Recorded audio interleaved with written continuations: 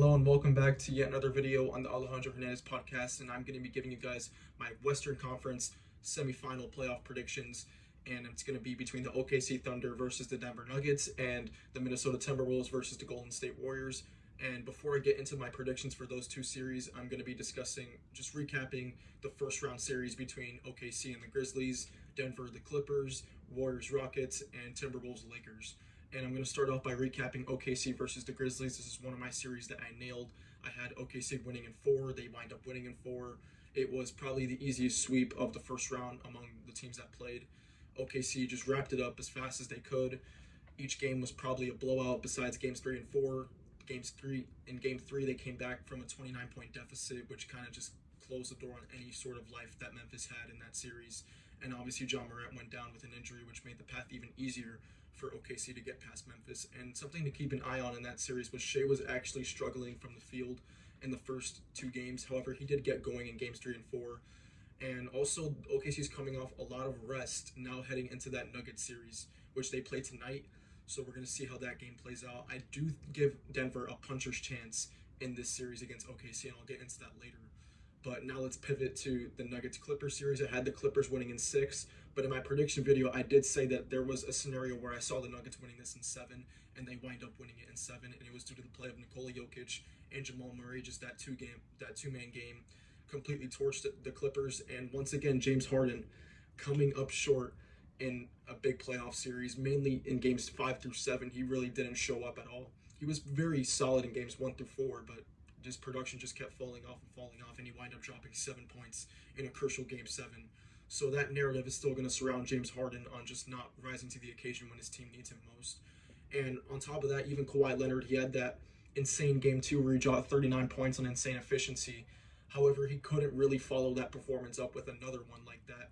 He couldn't will the Clippers to a win again in this series the way he did in game 2, which was really disappointing for Clippers fans. And me, who had the Clippers winning in 6, I thought Kawhi and Harden were going to be consistent performers in this specific first round series, yet they just weren't.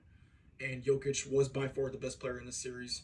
I said that in my prediction video. I just didn't think he'd have the supporting cast around him, that they would show up, but they did in fact show up, especially in game 7. Pretty much their entire team was in double figures in game 7. Guys like Peyton Watson off the bench were putting in major contributions. Russell Westbrook, with I think his stat line was 15 points, 5 rebounds, 5 assists, 5 steals.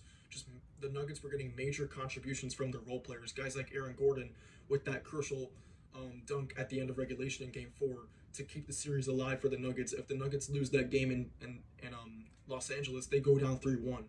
So just the Nuggets championship pedigree and their consistency and them having the best player was what willed them to win that series in 7 games. And now let's get into OKC versus the Nuggets.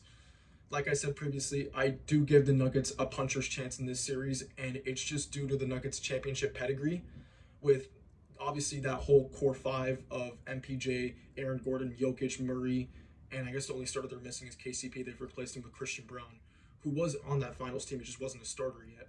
Those 5 core players know what it takes to win a championship. OKC has not been there yet. They should get there this year, but it's just the fact that the Nuggets have been in those type of scenarios. OKC has not. So the Nuggets do have an experience advantage. The one advantage that might decide this series is the depth. OKC is just so much deeper than Denver. OK's defense is way better than Denver's defense is. And I do believe Hartenstein and Chet will cause problems for Jokic on the OKC side of the offensive side of the ball, just in terms of offensive rebounding and just overall paint dominance. OKC is going to dominate in the paint.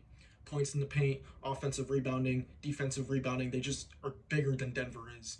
And I believe Jokic is going to struggle a lot defensively in this series. And he's going to have to be absolutely flawless on the offensive end to give Denver a chance to win this series. And I do believe Jamal Murray is also going to have to show up consistently in this series. If Jamal Murray only has 1 or 2 games above 25 to 30 points, the Nuggets are going to lose this series probably in 5 or 6 games. Jamal Murray needs to average 25 plus points per game in this series if the Nuggets want to have a chance of winning. It cannot just be Nikola Jokic producing offense. It has to be Jamal Murray tagging along with him. However, that is going to be extremely challenging as the OKC has so many defenders that they can throw at Jamal Murray to make his life miserable on the offensive end. They have guys like Lou Dort guarding in the perimeter. They have Cason Wallace. Obviously, Shea is a great defender. They just have so many bodies that they can throw at Jamal Murray. to make his life miserable the way that the Timberwolves did last year in the conference semis. Jamal Murray was pretty much in a box that entire series because of Minnesota's perimeter defenders like Jaden McDaniels, Anthony Edwards, Nickeil Alexander-Walker. OKC has that same personnel, if not even better personnel than the Timberwolves had. So I do believe Jamal Murray is probably the biggest X factor in this series as to whether the Nuggets are going to be competitive or not. And on top of that, J-Dub. Jalen Williams for the OKC Thunder. He's also, I believe, the X factor for OKC. Does all-star Jalen Williams show up in this series, or does kind of role player Jalen Williams show up in this series the way he did in the conference semis last year against Dallas? Shea is going to need Jalen Williams to step up and be OKC's number two scoring option for OKC's offense to kind of just take off. And if OKC's offense is producing and they're hitting their threes and they're playing great defense, they are going to coast in this series. Now, with all that being said, I do believe this is going to be a dogfight. I do believe Denver's capable of taking games, especially at home. I do believe OKC is going to struggle playing in Denver because OKC really hasn't played in such a competitive and just overall stadium atmosphere like Denver in the playoffs yet. And I do believe that's going to rattle OKC, especially the role players. OKC's role players are going to be obviously on fire at home. They have their home crowd cheering them on, but on the road, I do believe OKC's role players will struggle to make shots in Denver's atmosphere on their home crowd. And I believe it's going to be a home-dominated series. I believe whoever's the home team is going to have a big advantage in this series. So I could see a scenario where they enter Game 5 tied 2-2, OKC taking both games at home and Denver taking both games at home. And my prediction for this series is going to be OKC in 7. I do believe Nikola Jokic is capable of taking this Nuggets team to 7 games against OKC. However, OKC's smothering defense is just going to be too much to handle for Jokic and the rest of his teammates. And Jokic is probably going to average a 30-point triple-double. His defense is going to leave a lot to be desired. And OKC's depth and Shea overall just rising to the occasion is going to be what's going to win OKC this series. And I have the Thunder winning this series in 7 games. All right, now let's talk about the Timberwolves versus Warriors series. I do believe this is going to be the most entertaining series out of the 3 other conference semifinal series. It's going to be must-see TV with Anthony Edwards facing off against Steph Curry. It's just filled with superstars, guys like Steph Curry and Jimmy Butler on the Warriors side, as well as Draymond Green, and then you have Anthony Edwards, Naz Reid, Julius Randle, who are all playing at a high level. This series is going to be filled with just high-level basketball. I see it going either 6 or 7 games. However, before I get into my prediction for how this series will play out, I'm going to first recap the first-round series between the Timberwolves and Lakers, which I completely botched. I had the Lakers winning in 5. The Timberwolves wind up winning in 5. And there was just so many things that I kind of didn't factor in terms of how the Timberwolves could have success in this series. I was really only focusing on the Lakers side. However, I was completely ignorant to the fact of just how much bigger, younger, and athletic the Timberwolves were than the Lakers. They just simply out-physicaled them the entire series. They bullied them on defense, and they took advantage of Luka's defense a lot in that series. They were just picking on him, whether the Lakers ran zone, whether they ran man-to-man. Luka could not guard Ant. It was just blow-by city for the Timberwolves every single time Luka was guarding a guy. He was basically a cone on defense all series. Jackson Hayes was a major liability for the Lakers, and he wound up getting benched in Game 5, which then opened the door for Rudy Gobert to have a 27 and 24 game, which was just ridiculous. And I don't really blame JJ Redick. He just simply didn't have the personnel to match up with the Timberwolves. And I was completely wrong in saying that this was the matchup the Lakers wanted. The Timberwolves are just a force to be reckoned with in the Western Conference. And the same thing happened last year with how the Suns swept the season series 4-0 on the Timberwolves in the regular season. A lot of people had Phoenix beating the Timberwolves, and the Timberwolves wind up sweeping them. So once again, they came into a series in the first round as underdogs, and they proved everybody wrong. And Luka Doncic and LeBron were both extremely disappointing in this series, basically on both ends of the floor. LeBron had a good defensive game in Game 2, was great offensively in Game 3 and Game 4, but in the clutch was when the Lakers were so disappointing. And that's really the reason why I picked the Lakers to win the series, because I thought they were going to out-execute the Timberwolves in the clutch, and it wound up being the Timberwolves that out-executed the Lakers in the clutch, just due to how gassed Luka, LeBron, and Austin Reeves were. They just did not have the juice to get their buckets in clutch time, while Anthony Edwards took over in clutch time. And this series really proved that Anthony Edwards is currently today the better superstar than Luka Doncic, because while Luka is obviously a magician on the offensive side of the ball, his defense is such a liability. While he might score 30 or 35, and he might contribute to 50 points on offense, he's giving up 40 to 50 points on defense. So his offensive production is being kind of balanced out by his defense, which honestly is a big liability that he has to work on going forward if the Lakers want to be competitive. And on top of that, they just have to get defenders to surround Luka the way the Mavs did with guys like PJ Washington, Daniel Gafford, Derek Lively. They had so many perimeter defenders around Luka Doncic, and that's why the Mavericks were able to be successful. But since they acquired Luka midseason, they didn't really have the time to build that personnel to surround Luka to be successful.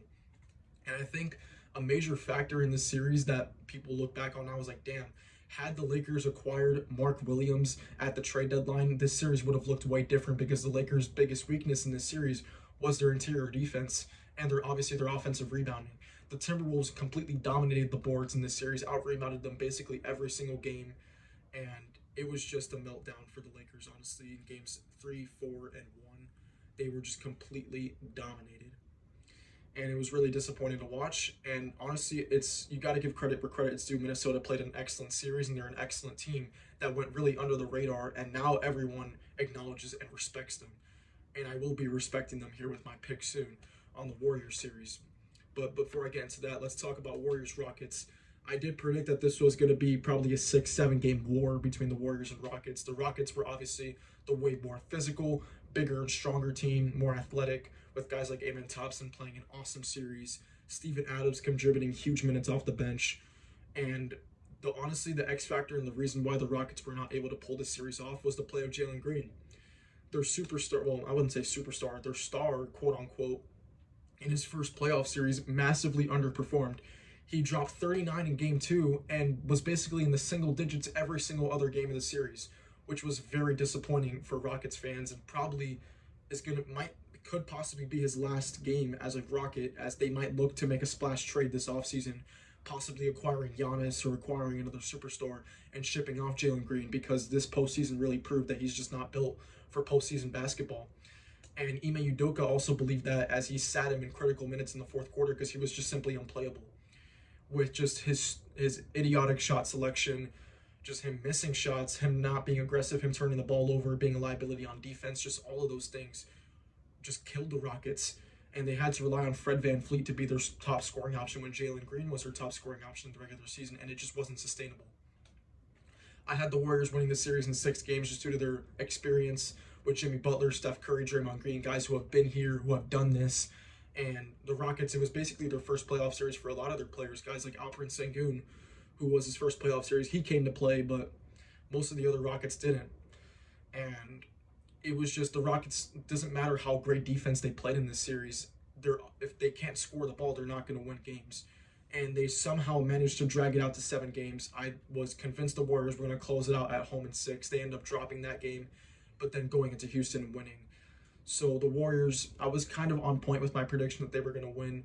They should have closed it in 6, which was my prediction. They wind up closing it in 7, which now leads us to Timberwolves versus Warriors. And my prediction for this series, I'm going to have the Timberwolves taking it in 6 games. I believe they're going to close it out in Golden State.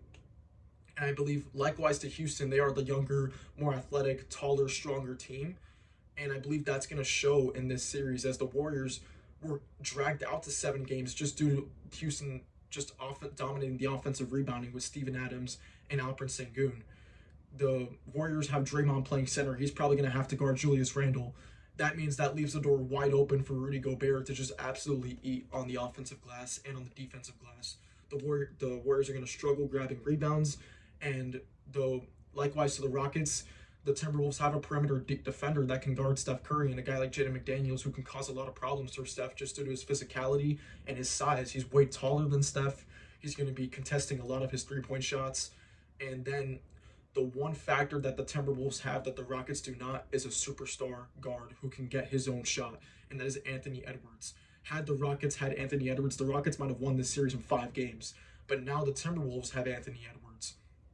And they have that guy that they can rely on to get buckets when they need them, which is what the Rockets failed to have. The Timberwolves have that. That's why I give the Timberwolves the edge in this series. I do believe the Warriors are capable of taking 2, possibly even 3 games off the Timberwolves. This is not going to be an easy series at all for Minnesota, but I do believe just their overall athleticism and strength and size is going to give them a massive advantage in this series over Golden State. And on top of that, their depth. Gary Payton is banged up for the Warriors. The Timberwolves have guys like Dante DiVincenzo, Nickeil Alexander-Walker who come off the bench, and obviously Naz Reid, who's just incredible as a role player. Probably the best sixth man in the league. He won it last year. Probably could have won it again this year, but they ended up giving it to Peyton Pritchard. He is just amazing off the bench. He's a great perimeter shooter. He's great inside, and he's great on defense. He can guard basically all 5 positions. Naz Reid is insane.